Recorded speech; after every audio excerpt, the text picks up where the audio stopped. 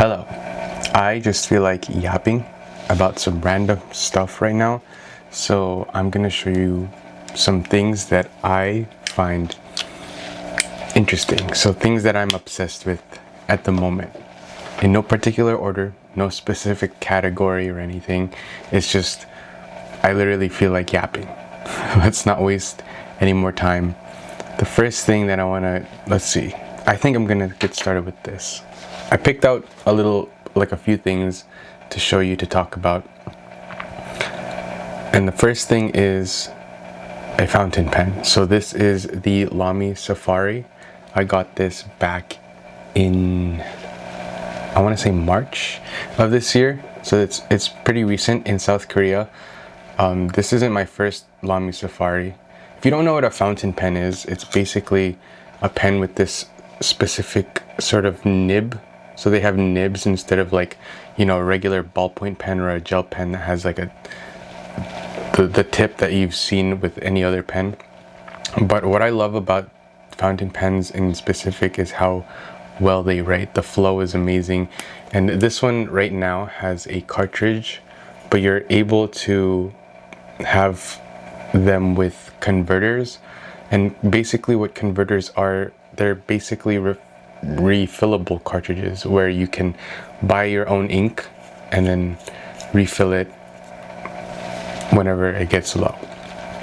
It sounds like a hassle, but it's very fun and I love the hobby. I've always been a fan of stationery, and the Lamy Safari is probably one of the best fountain pens out there that's not too expensive. Let me see how much it is on Amazon at the moment. It's $25,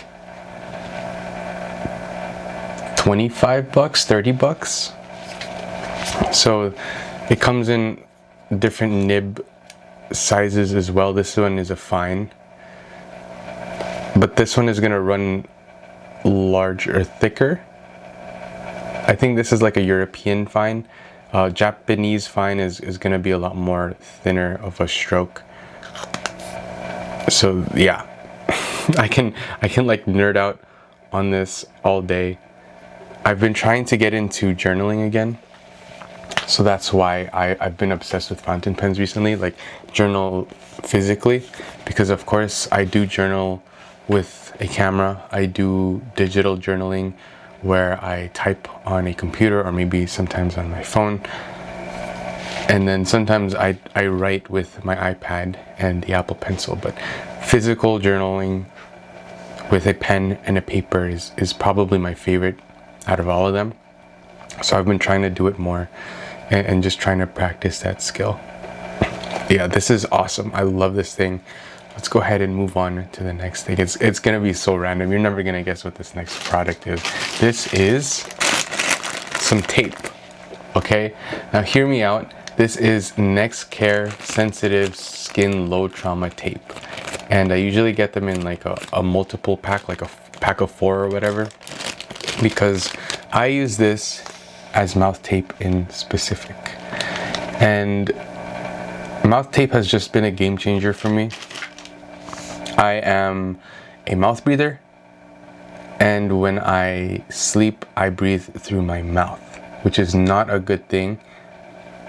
I believe, I'm gonna try to remember, but don't quote me on this. It is definitely not good for your mouth, because when you're breathing through your mouth, it dries up, which can lead to bacteria growth. Your saliva is really good at keeping your mouth clean. So if your mouth is closed, you're gonna have more saliva in there, and your mouth is just gonna be a whole lot more healthier. And I believe there are other reasons why breathing through your mouth, especially while you sleep, is bad. Breathing through your mouth is not bad for if I don't know how to explain this. You would want to be breathing through your nose for the most part, but if you're doing some extreme work, this is my opinion by the way, if you're doing some extreme work, not extreme workout, but a really strenuous workout, for example, if you're running at a faster pace, you would want to start breathing through your mouth, at least temporarily, while your heart rate is that high, right? This is just my opinion, by the way. This is what I do. But yeah, basically this is gonna be a whole lot cheaper than buying mouth strips that are like pre-cut and like packaged really nicely. Like I don't know how long this thing lasts, but I literally just like rip off like 1.5 to 2 inches and just stick it on my mouth. That's literally it. And like it's lasted a while. So in the long run, you're definitely going to be saving a lot more if you use mouth strips every night. Mouth strips are a game changer. Don't knock it till you try it. If you haven't tried it yet, I highly recommend getting into it. Something to go along with it would be nasal strips. I'm not going to talk about that in this video, but yeah. Okay, next thing I have, we're gonna go switch back into tech. This is my latest sort of gadget that I received. I'm not gonna try to pronounce this name. I don't want to butcher it, but it is a 3-in-1 wireless charger, specifically like for iPhones or Apple devices. The model of this thing is called the X40 Turbo. It's awesome because it's made out of aluminum.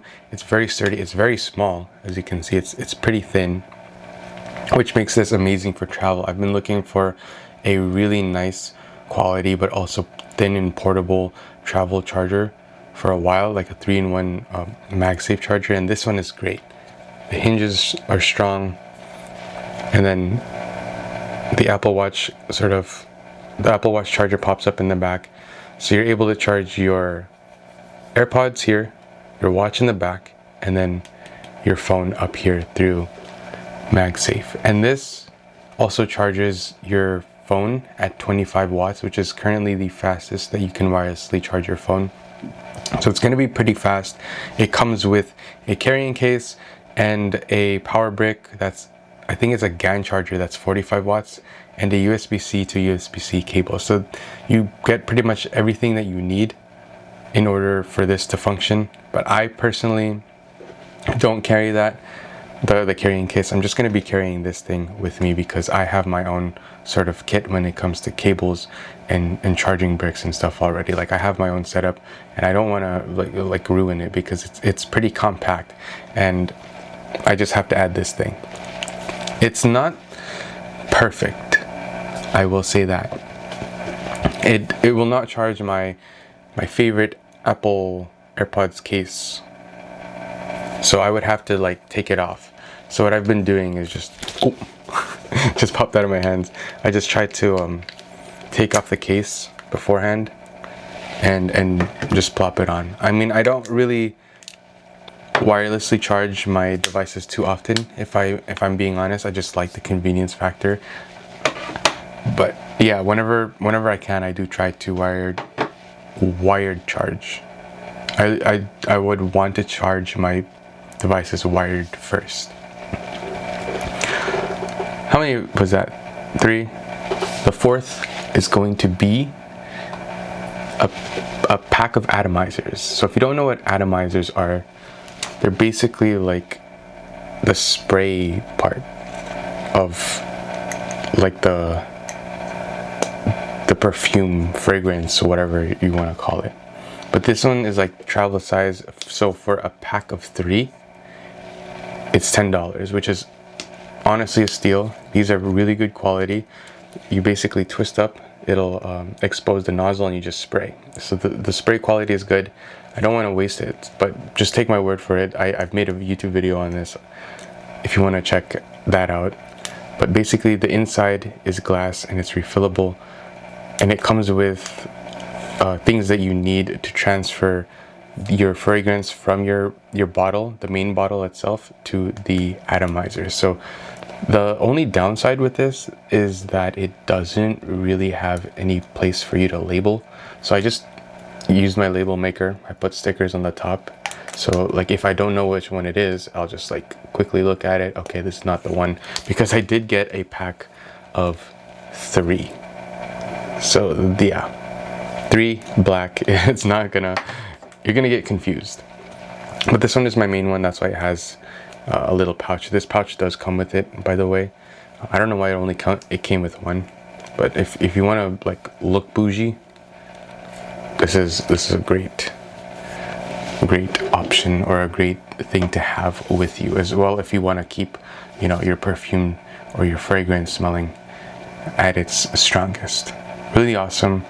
I have 3 of my main fragrances in here, so these are coming with me when I travel. I haven't taken them with me on a plane yet. So far, the last one, I think it's actually right here. These were so cheap. This was like $4 for a pack of 3, and when they went on the airplane, they were leaking. So yeah, I did not use these at all. There's still some fragrance inside. Everything is like so mid. The quality of the atomizer, I think one of them stopped working, and then the actual like casing is very not nice. Like, look at the bag. It's like, it's nice because it prevented it from leaking, but when I opened it, I was like, oh, I was hit with an explosion. Anyways, last but not least, we're gonna be talking about the phone case. Not the iPhone in particular, but the phone case. This is the Mouse Limitless case. This is my all-time favorite, at least for this point in my iPhone 17 Pro Max journey. My favorite iPhone 17 Pro Max case. This is the Mouse Limitless. One more time, it is probably like one of the most pricey cases, but it's so worth it. The quality is amazing. It feels good. It feels like it costs that much. The edges is like a harder, I think it's like a TPU. I'm not completely sure. I'm going to check. Yeah, it's like a harder TPU. It's very rugged, but it's not too slippery. And then there are like some texture on the sides to give you some more grip. The action, I keep saying action, the camera button is covered, but it is still working, fully functional, and still very responsive. Buttons still tactile. You still get like a couple of the little lanyard straps on either side, or lanyard holes. And I got the carbon fiber sort of texture in the back. The only thing that I believe people have concern with is that it doesn't like completely cover the plateau. You know how some of them cover like most of it except for the flash, and then what is this, a sensor, and then the cameras. Yeah, this is like full on exposed, so that's the only like concern that people have. I personally am fine with it. I love this thing. This thing is a tank, but it doesn't feel like a tank. Like this thing, like if you go to their like social media pages and see their drop tests and everything with this case on, it's crazy. It's crazy. But that's not even the reason why I'm obsessed with it. It's because it feels the best to me. It feels the most premium, and it feels like it doesn't add too much bulk. So I'm coming from an iPhone 15 Pro Max with a Banks Aramid fiber case, which is super thin. And I got used to this, no problem.